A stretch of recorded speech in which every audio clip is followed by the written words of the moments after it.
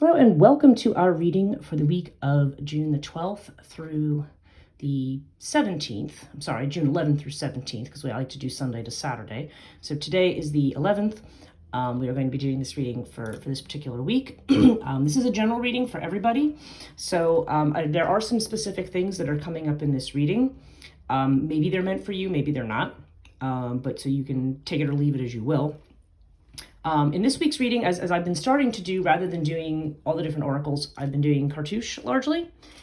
But you'll also see throughout this week's spread that I also have some other cards that I'm showing here, mainly areas where I feel like something very specific is being said and I wanted a clarification. So take what you will from this reading. Let's get started. The energy of this week, first of all, it's worth mentioning that Pluto has moved back into Capricorn today. So this, as even though the Pluto and Aquarius energy, there's something very exciting and new about it. Personally, I feel a certain sense of relief about Pluto going back into Capricorn because I feel like it's allowing us to tie up loose ends. It's allowing us to go back to look at, the structures that we've created or the structures from the past, and we're still sorting out to some degree what's going to work and what's not for the future. So this is allowing us for the next, Pluto's going to kind of go back and forth roughly a little bit, between here and close to Aquarius again, between now and November 2024. But we do have this kind of opportunity now to try to really finish up whatever the lessons are from the past. So that's kind of an overall energy. Plus we've got Saturn going retrograde at the end of the week. So to me, I feel the very, very strong presence of Saturn this week. I feel like there's a need to, okay, let's get organized, let's get disciplined. Where have you been? Where may have you been falling down on things? Where might have you been, maybe where you need to put a little more work in, and maybe you've been kind of, letting it slide. I feel like Saturn is kind of allowing us to just go back and fix some things, I guess is the best way to put it. So let's start with that. I do an astrological spread for those who are not familiar with this format or the new format. If you have readings with me, in person or virtually, you know that I use this format a lot. Okay, so we're starting with the horoscope. And in our first house, we have fire. Yeah, so I feel like for a lot of us, this is a time of we'll use the word purification. This is a time when you are burning up aspects of yourself that are not part of who you are anymore. Okay, this is the house of identity, and when fire shows up here, it means there's like a purging that's going on. At the same time, fire is very much about inspiration. So we may be fired up for new projects, new things, or even just for this new way we want to present ourselves. First house of identity has to do with a lot of things. It has to do with aspects of our personality, habits that we might want to change, changes to our own appearance, So fire is about, we're really trying to get rid of what doesn't work at this point and get ourselves excited about the changes that we want to make. Now in our money air sector, we have Nephthys. So Nephthys has to do, there's a lot of strong Neptunian energy around Nephthys. And I feel like it usually represents something that has not happened yet. So I think if money is a concern for certain people, I think what you need to recognize is that there's opportunities that are coming, but we have not yet seen these opportunities. This is something that is, it's going to appear in its proper time. So if you're doing some long-term strategization around your finances, this is actually a very good time to take a look at our finances and just see, what's going on, where we stand. But I would not judge your future at this point based on what's going on right now. Nephthys indicates that there's more to come. So, and oftentimes it brings some very, very good surprises. So things may be a little cloudy at this point, but that should straighten itself out at some point. Okay, so now we're looking at the Gemini house. Gemini having to do with communications, business, short trips. Hathor is very strong feminine energy in this house. So this literally could have to do with a female of importance, somebody who you're communicating with about something, or it could be just a feminine energy tends to be, it tends to be more communicative, more intimate, a little bit more empathetic. So there's this sense here of all the kind of positive aspects of femininity. So, this may be governing your decisions, your communications, and even perhaps if you're in business, like your business dealings this week. There's this need to kind of connect, on a very personal level. And, but Hathor is also, extremely organized. For women, this is often a card of somebody who's like really got their crap together. So, so this is a very good omen. If any of you were thinking about going into business, especially if you're women, I do feel like this is a very good omen for that. And if you're a man who's interested in doing this, or, there's, on the male side of things, this could just be saying that an approach that's a little bit more personal and a little bit more empathetic, maybe what's called for. Okay, so home. We have Isis in the home area, and Isis, of course, is the card of the mother. I don't know whether this, for certain people, might have to specifically do with their mother, with something that's going on with them.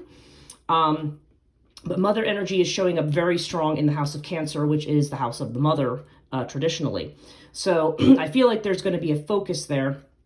If it's not a focus on someone's actual mother, there's definitely, again, there's this idea of taking care of oneself, having nurturing qualities. Isis is about having to be patient with certain situations and just persevere, areas where, again, we're seeing this kind of feminine energy here. There's this idea of kind of stepping back, being, perhaps amidst this Saturn energy, not to become too hard-edged, not too strongly into that Capricorn energy that can make us just very, that can make us very stubborn and very single-minded, and may make us shut other people out. So I feel like Isis here is reminding us not only to do self-care, but, this may be about, reaching out to family. It may specifically have to do with somebody involved with somebody's mother. So again, because this is a general reading, I can't say specifically what that's about, but those are the energies that we're seeing this week. Now, interesting, 5th house is the house of creativity. And with air, some people need to get writing. This is definitely very strongly about creativity expressed through either something communicated orally. So it could be somebody, for example, who does a podcast, or somebody who teaches, or somebody who does, things like that. Or it could be creative expression through writing. But this is very, very strong omen for doing that. Now, this is also the house of children. So for some of you, maybe this applies to your children. But there's definitely this creativity that is expressed verbally in some fashion, okay? So if that is something you've been working on, for some people I have seen recently, particularly for clients, I've been seeing this show up, and I feel like it's when people are in transition, especially when they're kind of stuck between two things, or one thing is ended and they're not sure where the next thing is going. Sometimes this shows up as a way of trying to kind of write it out, just to get it in a space where you can look at it and think about it and absorb it without it just being inside your head. It doesn't necessarily have to be about writing something that other people are going to see, but there's definitely a strong, air energy here connected with creativity this week. Okay, this has to do with health, and also perhaps with work or service for some people. And we have the Sphinx card. So the Sphinx here, okay, this is a card. This can be a card of secrecy, so this can be a card of something that is not obvious or not presenting itself. With a health, if there is somebody here, and again, I don't want to make it as though this is the general thing, and I also don't diagnose health in these readings. But for some people at least, this could indicate that if there's been something bothering you physically, it might be good to get it checked out, because it could be something masquerading as something else, and if you take care of it, then it'll be taken care of. But Sphinx can also just indicate that there's a very strong wait and see approach here. 6th house, okay, it occurs to me this is also the house of worry. So sometimes I feel like, again, if I look especially back at Nephthys over here, if there's concerns about stability, concerns about finance, or something like that, or even about a job, there's definitely a sense of having a wait and see attitude. Like, don't act yet. This is the time to wait and see what's going to happen. But stuff is being dug up here. Sphinx comes when there's something that we're not seeing that is about to come to the surface. And again, I don't want to, because this is the health house, I don't want to, create any alarm bells there, because generally this does not mean health problems. But there is this sense of if you feel like there's something going on behind the scenes somewhere, it might be good to dig into it a little bit, but don't take action on it yet. This is a very much about, let's see where it goes. I tend to look at it more in terms of being connected with finance, because this may be saying, okay, if there's something going on with your job that you don't like, wait and see what's going to happen, because perhaps there's going to be some new opportunity that hasn't presented itself. So that's another way to look at this. Okay, so we have the twins here in the 7th house. Now, this is the house of relationship. So the twins, for some of you, could mean a new relationship, quite literally. Now, obviously, not everybody watching this reading is going into a new relationship, but it's interesting that this is showing up. Like when I have the very specific card that's very specific to that house showing up in that house, then that says to me, okay, there's something up here. And I pulled a couple of tarot cards to go with it. And the cards I have are the Fool and the Empress. And okay, so this has to do with, Fool, of course, it really does have to do with new beginnings, new relationships. Empress indicates having an energy. This is Taurus energy, and it's very strong energy around attractiveness or being attractive, or being in a position where you are growing something. I mean, for some people it can mean pregnancy, because Empress does have to do with that as well. But I would say on the whole, it's not really necessarily about that. It's more about the way in which we are, we become desirable to others. And there may be somebody who's been in the background who is going to get ready to take a risk, because the Fool is about taking chances. It may also be advising you that if you have been on the fence about something with somebody, that now is probably the time to speak up or take a chance or do something. Like, it seems like this would be a fortuitous time to do that. Yeah, we've got winged disc in the 8th house. And this is great because this is the house of transformation and karma. And to have winged disc there suggests that something is closing out. We finished some kind of cycle and we finished it successfully. Okay, winged disc is about having clarity. It's about accomplishing something. It's about overcoming problems. It's one of the best cards in the cartouche deck. It's represented by the sun disc. So so this indicates that your way forward, if you have been operating in the dark, the way forward is going to become clear very, very soon. And, you will be able to see what you have accomplished and what needs to be done next. But this is very, very positive omen if you are in the middle of a change and you've been very uncertain about where things are going. Okay, so now we have the 9th house here. And let me pick up these cards here and put them down here. The 9th house, we have Anubis. And again, the 9th house has to do with higher education. It has to do with legal matters. And it has to do with long distance travel. And Anubis is the card of long distance travel, or at least one of its aspects, in the house of travel. So I feel like for some of you, this is going to mean a long trip away somewhere. Now, I pulled a few more cards to go with that because I wanted to clarify. Because Anubis sometimes indicates matters of protection. So for instance, if you have a legal issue going on, this may be, advising you to be cautious, but may also, reassure you that you are protected, that you're safe in whatever situation you're in. Yeah, we've got the Emperor, the Devil, the 9 of Wands, and the 3 of Cups. So the 3 of Cups to me does indicate a social thing. I don't know why I feel like somebody could be going somewhere for work or for a conference or something, some kind of event where you're gathering with people, or at least there's another person involved. But there's also this energy. 9 of Wands is like somebody who's tired. There's this need to kind of rejuvenate and to detach from something. I mean, the Devil is being caught up in energy that, is, weighing you down or stopping you in some way. You have the Emperor here. So there's this idea of taking control of your energy. And the fact that this is showing up in the house of, philosophy, religion, higher thought, higher ed, things like that.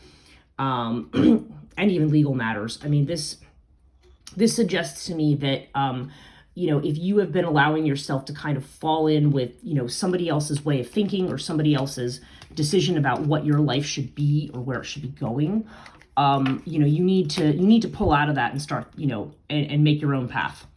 I do feel like when Anubis comes up, it is advising you to get up and get out. I mean, go away somewhere that's not just the next town.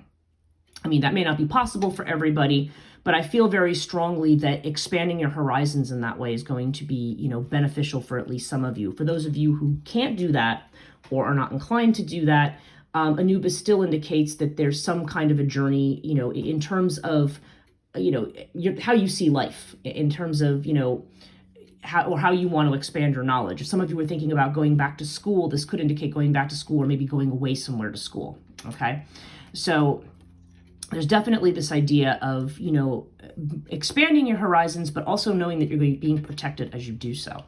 Okay, in our Capricorn house, we have Osiris. Okay, now Osiris is Sagittarius energy in this deck, but this is a very good card. It's very solid, building a solid foundation for your reputation, for your career.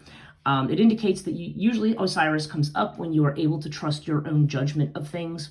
So if you are looking to, this is about settling into something. Osiris is also the first card in the cartouche deck, so even though I think technically it's not associated with new beginnings, I somehow feel like this could be laying a foundation for something new for some of you. Again, some of you may be moving into another job or have another idea about what you want to do with your life. And I think you can trust your judgment on where you're going with that, is what this is saying. Okay, now in our friendship house and our institution house organizations, we have Urias. Now, Urias, this has been coming up for people a lot. And Urias is the card of, it's very similar to the Seven of Swords in some way, or the Page of Swords in the Tarot. There's kind of a watch out, everything's not what it appears to be, use caution kind of a card. So I pulled 3 cards to go along with this. And the cards I got were the Nine of Swords, the Ten of Wands, and the Queen of Swords, okay? So Queen of Swords is kind of like a, it's really, I call it the I see through your BS card, okay? There may be somebody who is maybe somebody you've been worried about or thinking about, or worried about this person's influence on you. This may be causing a stress and a really an unnecessary stress or strain. Ten of Wands is about carrying a burden and having to lay down your burden. You can't carry it all. This is at a point. The tens are always at the end of something, so it's like, okay, enough of this. And I feel like you may have been carrying something for another person or for another group, or you may have somebody who you felt had your interests at heart, and maybe now you're kind of going, I don't know. But nonetheless, whatever it is, I mean, Queen of Swords says you're going to see straight through it, and you can act accordingly. One of the nice things about the Urias card is when it comes up, it's oftentimes if there is somebody who's been double dealing or being manipulative, it bodes well for you winning in the end. So, I've been seeing a lot of this for a lot of people's readings about be careful. There may be somebody, the Pluto energy as it is, I feel has, Pluto and Aquarius was certainly 11th house stuff, and now kind of it's moving back to 10th house. But I still feel like there's been some revelations about people and situations that may make you rethink your friend group, the organizations you belong to. There may be people, who appear to be one way and perhaps are doing something different. So just keep that in mind. If you feel you're in a situation where you're unsure about somebody or about somebody's motivations, then, you may be getting an instinctual thing there. That's not necessarily going to apply to everybody, but it's been coming up a lot in a lot of people's readings this week. So it's just very interesting, when we're discovering who our friends are and who they aren't. But whatever it is, I feel like you don't really need to worry about it. You'll see through it, and whatever it is you may be carrying for this person, or whatever you don't need to carry it. Okay, that's what this is saying. Okay, so in our house of fears and what's unconscious and what's not being shown, we have Lotus. So yeah, there's an unconscious anxiety for a lot of people. Lotus comes up usually when we need to calm the mind in some fashion and ground and center. So there may be a lot of worries about things. I mean, there's something of a Nine of Swords energy to this as well. When it shows up in the 12th house, though, I feel like this is more speculation than reality. So, obviously, as we're making changes, there may be some doubtful situations that appear. We may be unsure about some things, but, and we may not have all the information that we need yet. But overall, I really do think that this is going to be really, ultimately, whatever's going on here is something you can handle. I mean, you are in a good space. You're on the right track.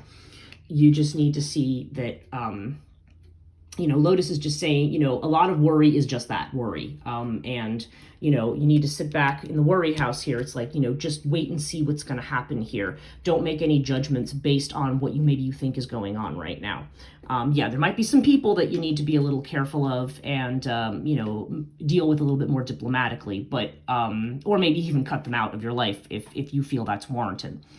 But there's definitely a strong sense here this week of, everything's on the right track. And new things are actually coming in. And it is encouraging you to get out, to expand your horizons, and to do some new things. And again, for some of you, this could be new business, new relationship, could be family things, could be writing something, or traveling. So again, take what resonates, but the energies are good for that this week. Overall, we have the water card. So yeah, especially if you feel like you've been stuck, water's a very good omen because water indicates things are actually flowing. They are moving in a direction, whether or not that is obvious at the moment or not. Okay, so at the end of this, what I want to do, I think last week I did the fairy oracles. I'm going to do another fairy deck here today. I'm just sort of trying to do this with one hand. I'm going to pick out something from the Forest Fae Oracle. And our card is the Woodwife, Trust Your Inner Wisdom. Okay, that's our extra message for today. So yeah, and I feel there's a lot of that in this that resonates very much with this reading as well, because there's a lot that's maybe not being seen yet. Maybe some doubtful situations, but your intuition is going to be your best guide this week. Okay, thanks very much for watching this week, and we'll see you next week.